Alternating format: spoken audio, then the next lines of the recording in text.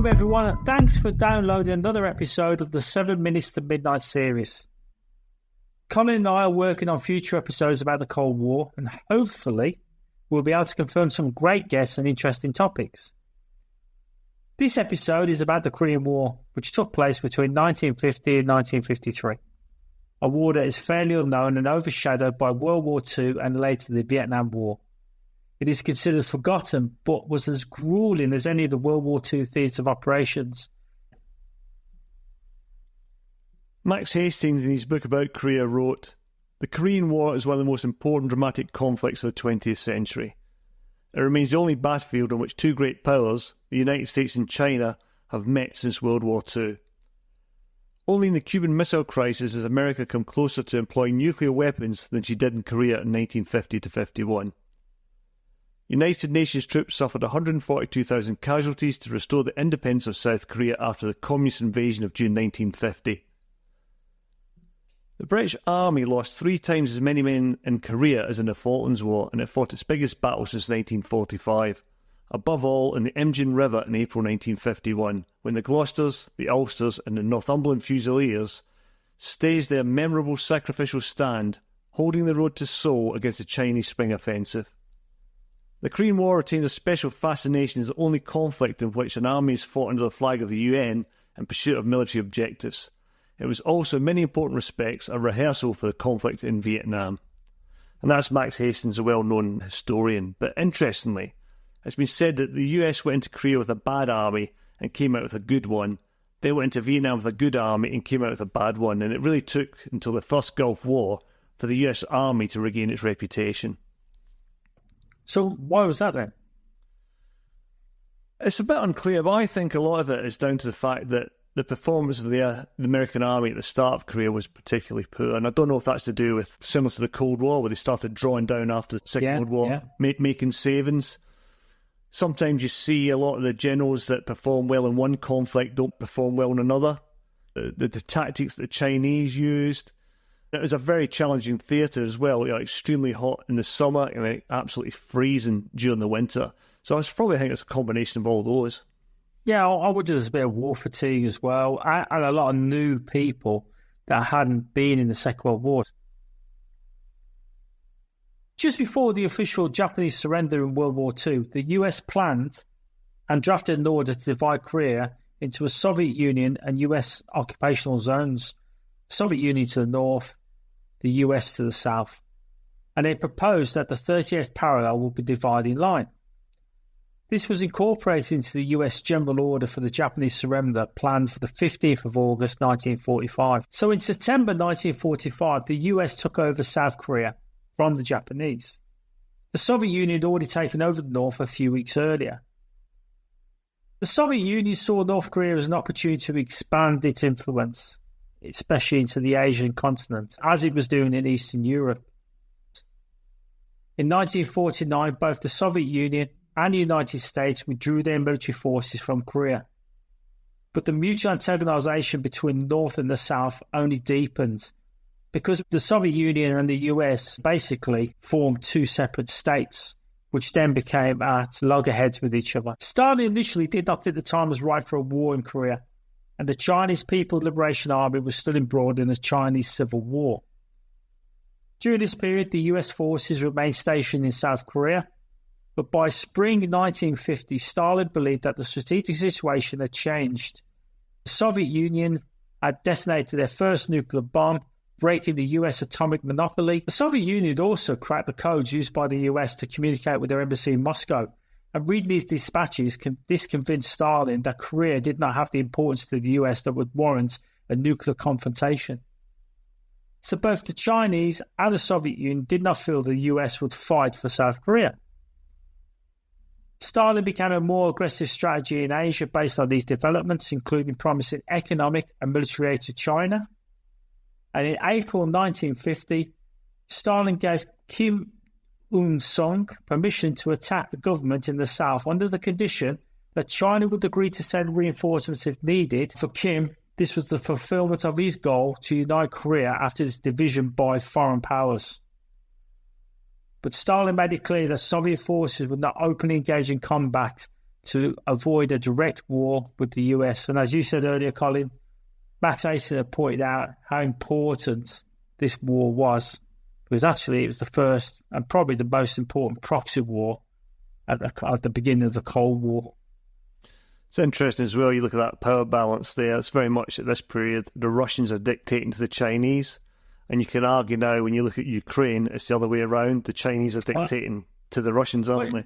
It's funny, I was thinking that the other day when Putin obviously flew over to China, has Russia become one of the satellite states for China, whereas China was one of the satellite states of the Soviet Union?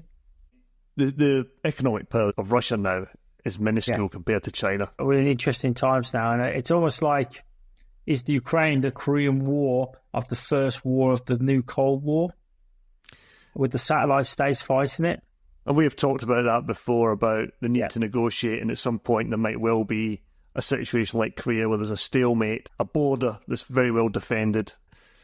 And you mentioned economics there, Mike. At the same time, the Allies, as well as occupying West Germany, were rebuilding their economies, and the economic costs for the war were huge for the UK. And I think it's important to cover this because it sets things in a little bit of perspective. After the war, the net losses in British national wealth amounted to nearly 19% of the pre-war wealth. When Lend-Lease was terminated by the United States in August 1945, Britain was unable to pay for the import of essential supplies from America. Although the US agreed to cancel $20 million in Lend-Lease debt, the UK was forced to obtain a $3.75 billion loan from the United States at 2% interest in December 1945. Let's not forget as well, a lot of these wartime debts weren't paid off until I think it was the early 2000s. Yes, absolutely. I mean, $3.75 billion in 1945, I can't imagine what that would be in today's money. So you can see why it took so long to pay off. But here's the thing, right, and I've always wondered why, post-war, Britain was able to have a very large army and fight in places like Korea when essentially we were broke after World War II. But one thing I learned doing a bit of research for this podcast was successive governments squandered billions of Marshall Plan aid to support British world power pretensions. And the government chose not to use the $2.7 billion in aid for industrial modernisation like West Germany did, and they had received $1.7 billion. So Germany, France and Italy were fully re-engineered with all-electric rail lines, modern factories, all that type of thing. And in Britain, steam engines and mechanical semaphore signalling and old track would remain in situ well into the 1960s. And here's the big one again. We are humming and hawing over spending 2.6% or 2.5% on defence. In 1950 to 51, the UK was still spending 7.7% on defence, while Germany and Japan spent nothing. And you can see why the modern miracles that happened in Japan and Germany did when they were spending that money on getting the countries modernised. And actually, they had to be rebuilt because a lot of damage done as well, wasn't there? That's helping with. Yeah. We've got to remember as well, Germany and Japan were forbidden to have an armed force again in the same way they had during the Second World War. And the occupying powers, and then became no longer the occupying powers, the Cold War forces were providing the defence for Japan and obviously mainly for West Germany and Austria. Yeah, because it wasn't until the mid to late 50s that the Bundeswehr was brought into effect when I think NATO realised they had to bring the Germans back on board. Yeah. So also at this time as Europe was rebuilding, it was also re-establishing the various colonies it had, especially in regions that had been invaded by Axis powers. The French were back in Indochina, which later became Vietnam, and they were engaged in fighting Ho Chi Minh, who's also backed the Soviet Union and China. And again, you can see these dynamics shifting. So as Ho Chi Minh and the Soviet Union and China were our allies during the war, and now they're on the opposite side. So during this time, the UK saw the independence of India, the Malayan Emergency, which took place in 1948 to 60, fighting communist insurgencies, as well as still having garrisons around the world in places like Hong Kong, Singapore and Palestine. And it was also very reliant on national service to provide manpower, and this is an important component of the war in Korea as well, as we'll see shortly. On the 25th of June 1950, the North Korean army launched an all-out offensive against the South. The United Nations Security Council called upon its members to support the Republic of Korea, and American forces were quickly sent to the country. They were later joined by troops from many other nations, including Britain. At first, North Korea made rapid progress, quickly taking the South Korean capital Seoul and driving South Korean and American troops back to the southern port of Busan, which is in the southeast corner of Korea. General Douglas MacArthur managed to hold them at bay, and UN forces then began to resupply and fortify this position and make a defensive perimeter around the port. The first British troops landed at Busan soon after. They were immediately sent into the Battle of Nakdong on the western part of the Busan defences. Once reinforced, they and the United Nations forces began to counterattack.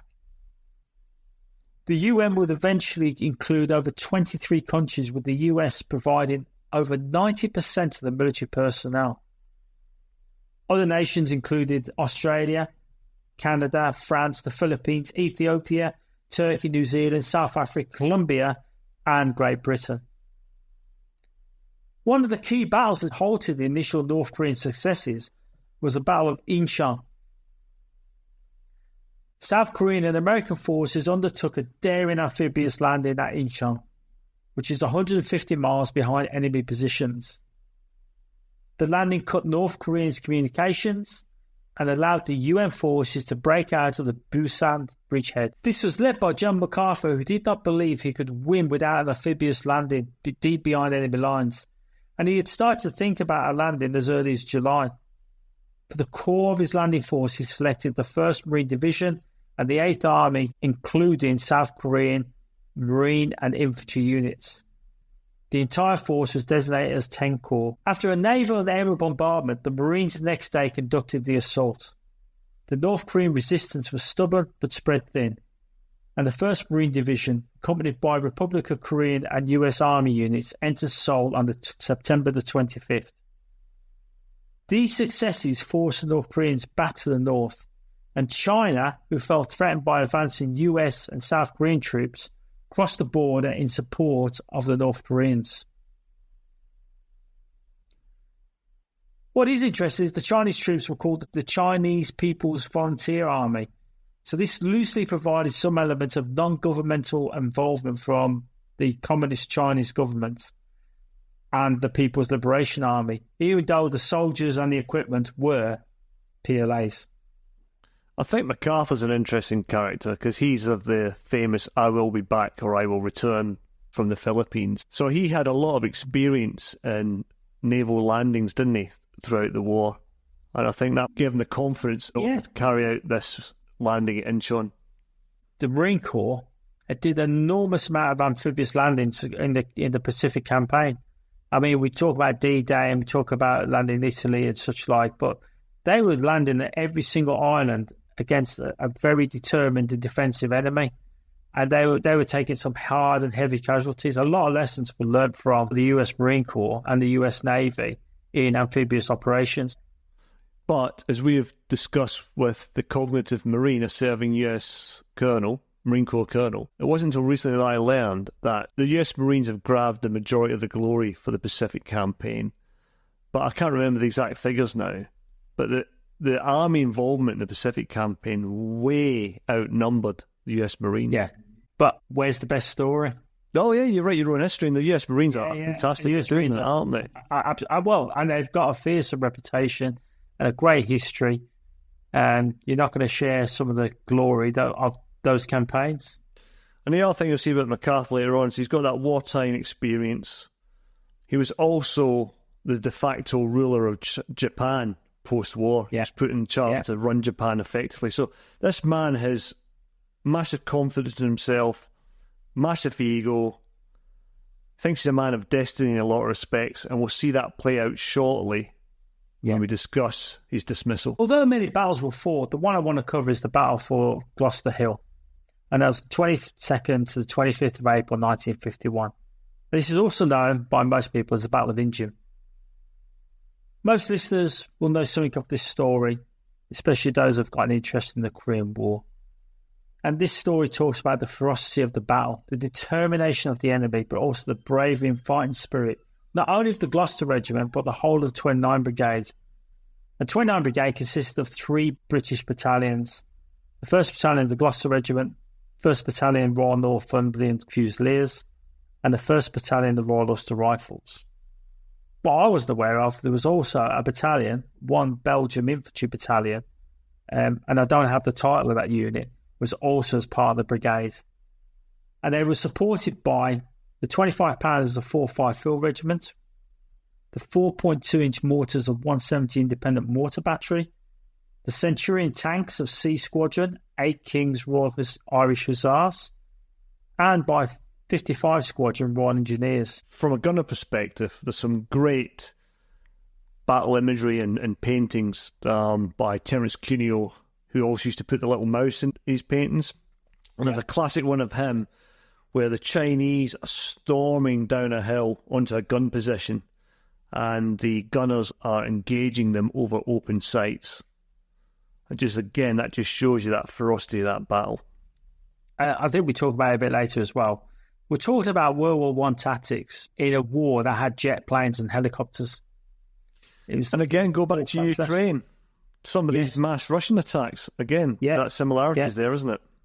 War goes back to the base level, which is defensive positions. You've got to dig in, and it works. I think we'll talk a little bit more about that, because also about the mortars of the artillery, which I think perhaps the artillery should be looking again at, 120 mortars, but that's another episode. So despite facing an numerically superior enemy, the brigade held its position for 3 days. The 4 battalions of 2-9 Brigade covered a front of 12 miles. And that meant there was going to be gaps between the units, which had to be accepted because there was no possibility of forming a continuous line with the forces available. They faced some 27,000 men in 27 battalions. So you got to imagine a brigade of 4,000 facing almost 8 times the amount of people. The normal ratio, they say, for an attacking force is 3-1. Yes. You can see they've got huge numbers in their favour in that attack. Massive reserve, and it meant that every time one of the battalions went forward, as soon as they got held up, they could be reinforced and reinforced and reinforced. It was just, I can't imagine it, and I don't think many people can. I think listening to the stories of people that were there, it was waves. There was no tactics. It was they just got up and ran towards the Gloucesters or 29 Brigade. The Commander-in-Chief of the People's Volunteer Army and the North Koreans were to engage the American 3rd Division, the British 29th Brigade, and the 1st Division of the Republic of Korean Army. The plan was to destroy these units and move on to engage the US's 24th and 25th Division. And to achieve these objectives, the North's strength with the 3 People's Volunteer Army groups from China and the North Korean Corps was some 305,000 men. An enormous amount of manpower. It's interesting as well, we talked about Vietnam earlier, and when the Americans went to Vietnam, they took the Republic of Korea Marines with them, and they had a really fearsome reputation in Vietnam. So again, you're starting to see these little alliances bleed off into other conflicts. But one thing I want to touch on is, it's often said the US and the UK are separated by common language, and this battle provides a good example. When Brigadier Tom Brodie was asked to provide a sitrep to US General Robert H. Soule, he reported that, and I quote, "Things are a bit sticky, sir." In British understatement, this meant they were in deep trouble, but the US General took it to mean they were holding the line, and ultimately the decision to withdraw was taken too late. We talked about the sheer numbers earlier on. The following accounts of the battle are from a newspaper article about a BBC documentary called Forgotten Heroes, Career Remembered. It's a programme of interviews with veterans to mark the 50th anniversary of Imjin, and you can still find it on YouTube if you search for it. So, John Dyer of Twyford, Berkshire, then a 20-year-old national serviceman with a Royal Ulster Rifles, says in the documentary, "I'd never seen so many soldiers in my life. The hillside was literally covered in them. If you've ever seen a film when lemmings go over a cliff, it was just like that." Mr. Dyer said the courageous Chinese foot soldiers fought almost suicidally when they saw survivors escaping on tanks, and said, "The tanks were going straight through them, and that's all I could hear, these people screaming, being crushed by the tanks as they went through them. It was quite a horrible experience." Only when the tank carrier reached safety did Mr. Dyer see the full horror of what had happened. and he said, "It was a mess, just a mess. The sides of the tanks were covered in blood. All the tracks were full of limbs. It was a mess, it was a mess. So much so that we were taken off into the tent so that we couldn't see any more of it, but it was a horrible mess." I think, like you were saying, the gunners were firing over open sights. The tanks were driving through the enemy lines as they were coming against them. And I've read accounts where people were using Vickers machine guns and they still couldn't stop the waves. And eventually they just ran out of ammunition. And I think when you're looking at 305,000 people or soldiers against you and wave after wave, well, yeah, it's a shock. It's attrition at the greatest point. But you're never going to be able to stop that wave, not with normal battalion weapons. The units of the 29th Infantry Brigade were ultimately forced to fall back. Their actions in the Battle of Imjin had delayed the North's offensive and allowed the UN forces to withdraw to prepare defensive positions north of Seoul. This is where the enemy were halted, and the battle is often known as the battle that saved Seoul. The outcome of the 1st Battalion, the Gloucester Regiment, or as they're now called, the Glorious Gloucesters, and the men of C Troop 170 Independent Mortar Battery, 522 soldiers became prisoners of war till 1953. 59 soldiers of the Gloucester Regiment were killed in action, and only 63 soldiers, when the order came to break out, managed to get back to UN lines. It's interesting as well, we talk about those prisoners, because remember the podcast we did with Pete Walsh about conduct after capture? Yeah. It was really interesting, and we haven't really got time to go into it in this podcast, but the experiences of those prisoners and how they were treated and how they reacted to interrogation was a massive driver for the change and introduction of things like, at the time, the Big Four, name, rank, number, date of birth, and a lot better direction on how soldiers should conduct themselves after they're captured. So that was another effect of the Korean War on British operations. Turkish soldiers that were captured fared better than the rest of the Western soldiers, and whether they're just because they have a harder, tougher upbringing, or psychologically they were more ready to deal with it, I think it was all of that, wasn't it? That they were generally hardier and tougher soldiers, and I think their sort of standard of their discipline in their own units was a lot more brutal than Western armies. There was a lot of psychological interrogation brought in, brainwashing and things like that. Yeah, there were 2 VCs awarded for their action, the CO and the lieutenant for taking out a machine gun post. Unfortunately, the lieutenant was killed during this action. There was also 2 DSOs, 6 MCs, 2 DCMs, and 10 military medals, 1 to the WO2 from C Troop, Independent Mortar Battery, were awarded. That just shows you the scale of fighting when they're dished out that. Absolutely. Lieutenant Terence Waters was posthumously awarded the George Cross for his conduct during captivity, and the regiment, alongside C Troop, were awarded the Presidential Unit Citation. Major Rickford, the Ulster's acting CO, came away from Imjin feeling devastated and said, "I believed that we'd lost the battle, had suffered a disaster. But I was afterwards reassured that it was by no means a disaster. The morning after we came out, the soldiers were singing Irish songs and playing a banjo. I told the quartermaster to get them a bath in their green tropical uniforms. He said it's much too cold for that, but I said, no, go on, do it. It'll make all the difference in the world to them to get a change of clothes. And 40 hours later, they were fit to fight again, which was a wonderful feeling. I think they felt very proud of the fight they'd put up. We felt no particular animosity towards the Chinese. Indeed, I think we felt great respect, even liking for them. But the regiment's old motto, Quis separabit, which in English is who will separate us, was something we felt very strongly about. I think the accounts of the Korean War, the ones that you can get on YouTube and other places in Pearl Armies, is definitely worth a listen to. And they weren't the only unit to get a presidential citation, were they? No. We can't leave out the fact that the Royal Marines also received an award of presidential citation during the Chosin Reservoir Battle, which was the 27th of November to the 30th of December 1950. During the Korean War, 4-1 Commando was reconstituted as 4-1 Independent Commando, following a request from the United Nations Command for more amphibious raiding forces. The independent designation meant their commander had sole responsibility for a unit and did not have to consult with higher headquarters on operational or logistic matters. On the 16th of August 1950, 219 Royal Marine volunteers were assembled in Bigley, then the Commando School. They were commanded by Lieutenant Colonel Douglas B. Drysdale, DSO, MBE, an experienced World War II Commando veteran who was the chief instructor at the Royal Marines Officer School. They arrived in Japan on the 15th September 1950, where they were issued with American winter uniforms and weapons, but retained their green berets and battle dress and boots. The first mission of the unit was in October, where the commandos executed a series of raids on the North Korean coast near Wonsan to disrupt North Korean transportation facilities.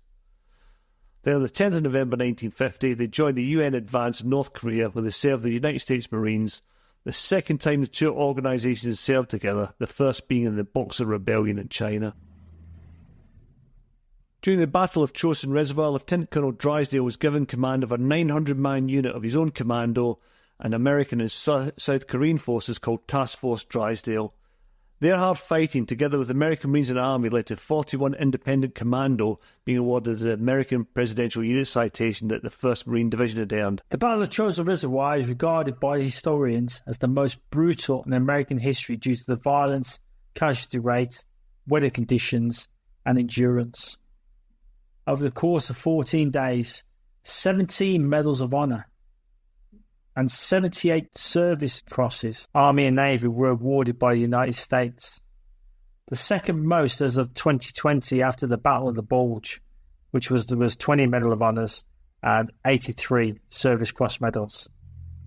There was a total of 10,495 battle casualties, 4,385 US Marines, 3,163 US Army personnel, 2,812 South Koreans attached to American formations, and 78 British Royal Marines.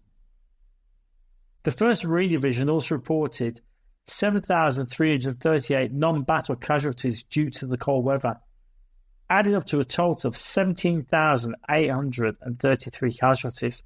That is enormous. Well, you think, and I've said some of this on our social media accounts, Wooten Bassett used to grind to a halt when you got, and I'm not disparaging the casualties in Afghanistan or Iraq, but you got a couple of soldiers and Marines or whatever were killed.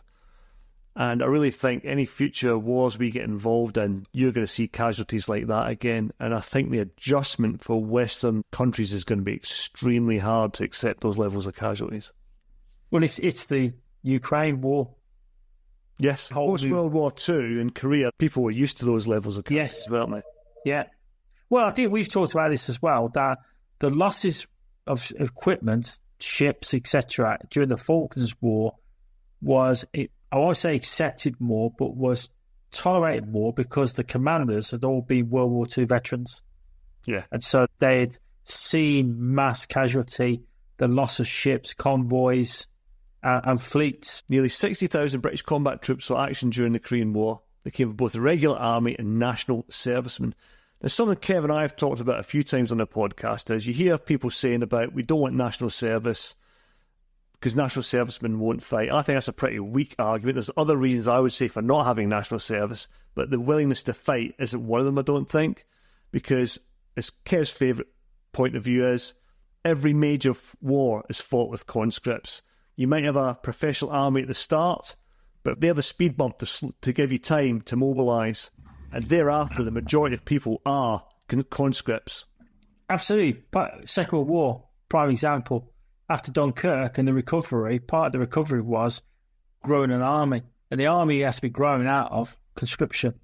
Every major war has had conscripts. And I think there's always people saying, and they did it in the Falklands, saying that the professional British were fighting a conscript army. But it's still not easy because conscripts still get trained. They still got experience. And every army fights with conscripts. And you see it in Ukraine now. The Ukraine are doing pretty well with the conscript army. Absolutely. And again, it depends on how they're led and all the rest of it. And that's for another day. We're being pretty broad brush about Ukraine there because there's nuances in Ukraine that we should really talk about, but that's for another podcast, as you say. One of the conscripts was somebody called Morris Joseph Micklewhite of the 1st Battalion, the Royal Fusiliers, who arrived in Korea in August 1952. And he's better known as the actor Michael Caine. You can see why he changed his name there as well. And he was sent to the front along the Samichon River Valley, where he fought the Chinese and North Koreans in raids and patrols, often at night. And in 1953, he contracted malaria and was sent home. In his 2010 memoir, The Elephant to Hollywood, he writes about a Chinese attack on his position when the enemy flares lit up the ground and bugles sounded to launch the attack. He describes enemy infantry oblivious to the effects of their minefield, mortars, artillery and machine gun fire and said, "They were eventually beaten off, but they were insanely brave." He talks about a nighttime patrol where he came closest to death and they were ahead of the Chinese lines to carry out a recce. On their way back to their own lines, they suddenly smelled garlic in the air, and this was popular amongst the enemy, and they realised they were being followed. They went to ground, but then decided that attack was the best form of defence, so they launched an attack at the enemy and drove them off. When he recollects that experience, he realised how formative it was and writes, "I just think, as I did on that Korean hillside, you cannot frighten me or do anything to me, and if you try, I'll take as much or as many of you with me as I can." Yeah, I think what is interesting, and we shared this outside of the podcast, is a lot of the film stars in the 60s and 70s, all the famous ones, when you look back at a lot of them were World War II veterans, and they did some extraordinary jobs in World War II, and there's probably something we could talk about in another podcast, because I was always surprised by finding out Charles Bronson was an air gunner during World War II. And you don't realise this until you see him on the screen or the rest of it, but actually these were tough old boys. Well, like Richard Todd was a in Normandy, parachute in Normandy, didn't he? Well, the guy that runs up to Major Howard at Pegasus Bridge was actually Richard Todd in real life.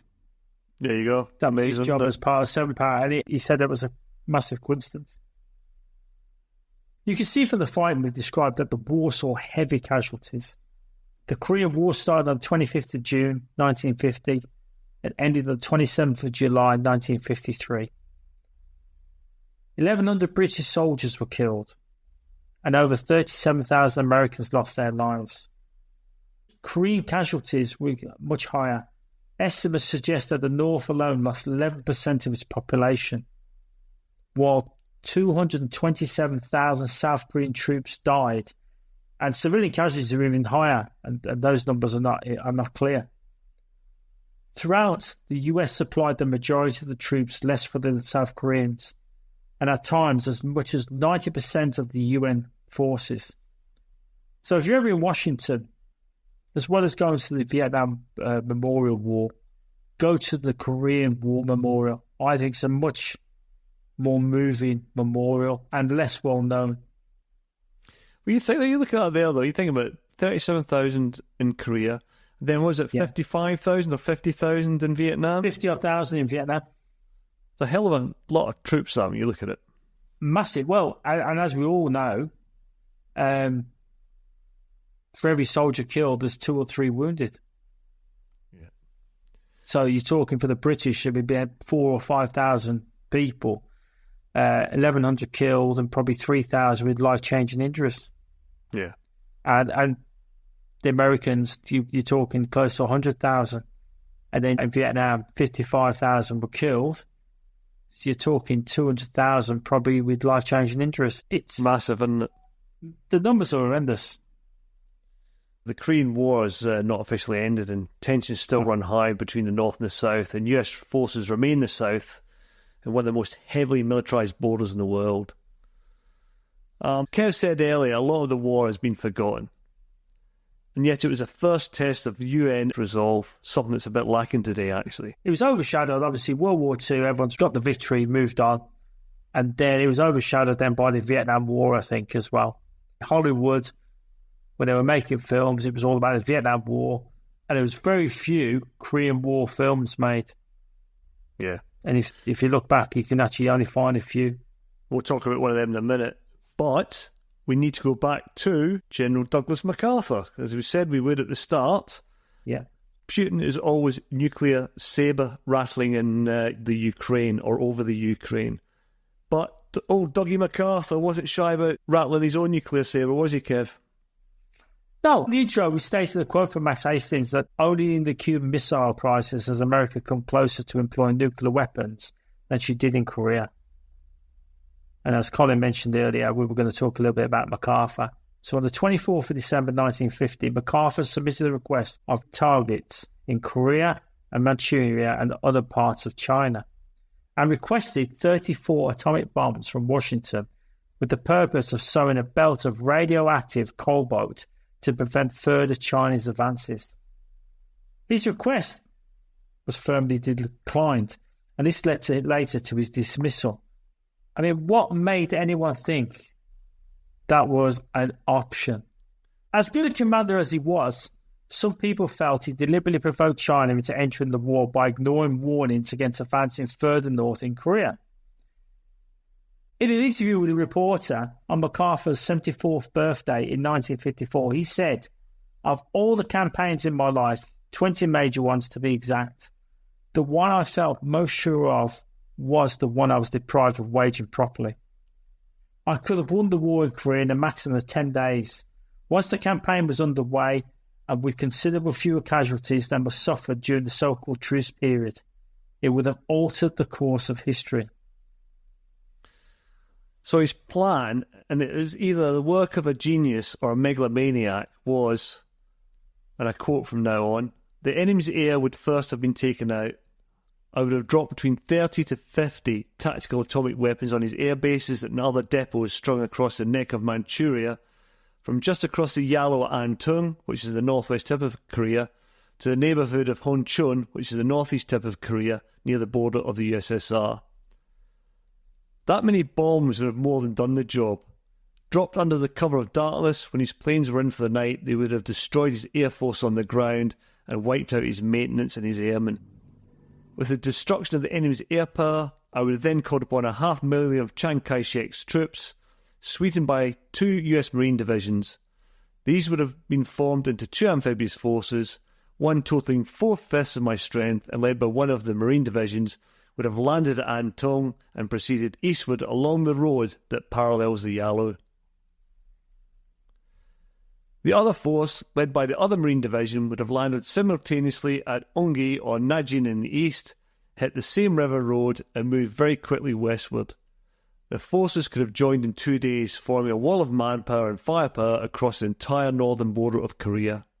Now, with the northern border sealed, the 8th Army spread roughly along the 38th parallel would then have put pressure on the enemy from the south. The joint amphibious forces would press down from the north, and nothing in the way of supplies or reinforcements could have moved across the Yalu. North Korea, holding not less than 1 million to 1.5 million of the enemy, could not have sustained him. It had been picked clean.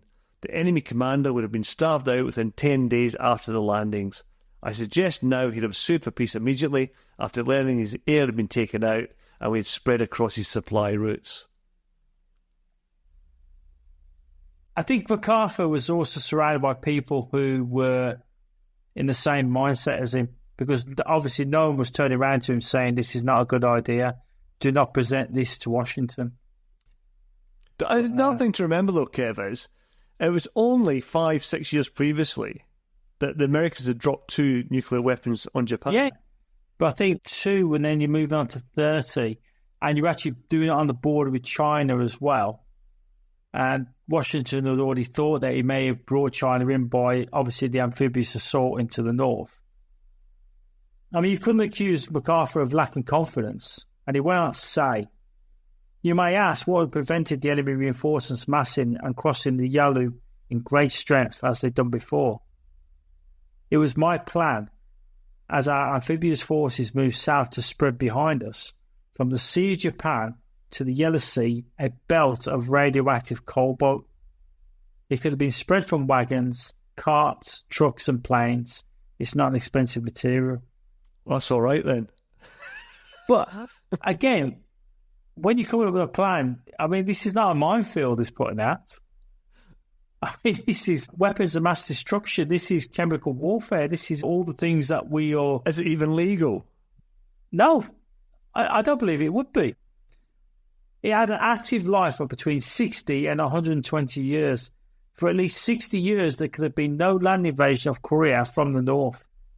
The enemy could not have marched across that radiated collar that I proposed to put across Korea's neck. The truce we entered into, that stupendous blunder refusing to win when we could have won, has given China the breathing time she needed. Primitive airfields in Manchuria have been transferred to modern installations with 10,000-foot runways.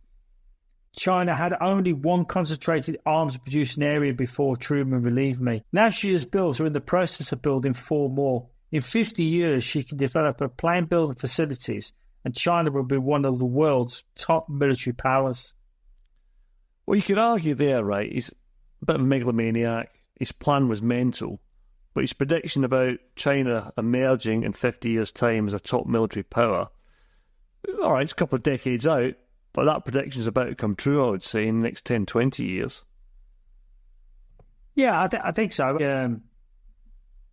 You could have said the same about the Soviet Union. They obviously massively increased their military from the end of the Second World War through the nuclear weapon program, then the space program. Everyone moves forward. I think it was the idea of radioactive dust. I think that's when your sanity has to be questioned, because that is Dr. Strangelove time, isn't it? What is this even beyond that? Because you're just thinking, how would you ever... And I know this is after he's been relieved, and this is when he's talking to a reporter, he's out of the military, and he's, I won't call it blue sky thinking, but he's saying, if I had this...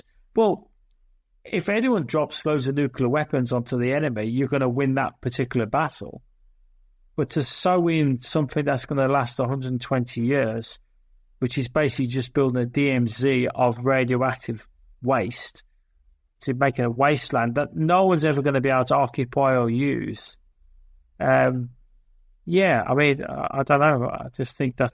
A combination of his ego, his confidence, the fact that he would be involved in a world war previously, I think all that's fed into it. And again, quite importantly what you said, did people stand up to him? Were they scared of him? Or did they just think this is a great plan, we should crack on?